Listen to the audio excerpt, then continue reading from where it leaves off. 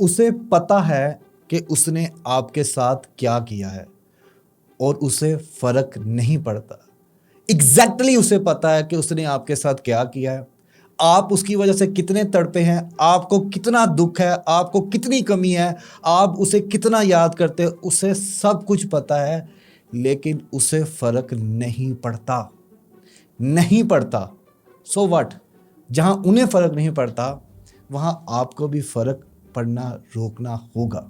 اس کے لیے کرنا آپ نے یہ ہے, اکیلے ہو جائے, تنہا ہو جائے, دھاڑے مار کے جتنا غصہ ہے, تکلیف ہے, آنسوؤں کے رستے, گالیوں کے رستے وینٹ آؤٹ کریں, روئیں, چیخیں, چلائیں اور اللہ سے توبہ کر لیں. یا اللہ اب نہیں, تو نے ایک نعمت دی زندگی, میں اسے ایک ایسے بدنسلی, منافق, جھوٹے, نارسسسٹ انسان کے ہاتھوں ضائع کر رہی ہوں یا ضائع کر رہا ہوں. Just let it go.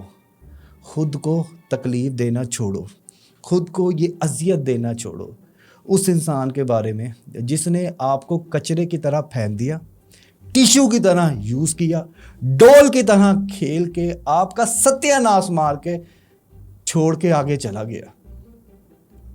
اور وہ اپنی زندگی میں خوش ہے, وہ اپنی زندگی میں ہنس رہا ہے, کھیل رہا ہے, کھا رہا ہے, پی رہا ہے, اور ساری مایوسی آپ کے لیے, سارے آنسو آپ کے ہی نصیب میں.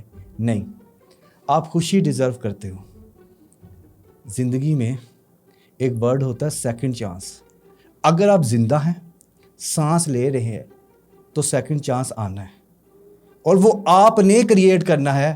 اور وہ کیسے کریٹ ہوگا؟ جب آپ اپنی غلطیوں سے سیکھو گے.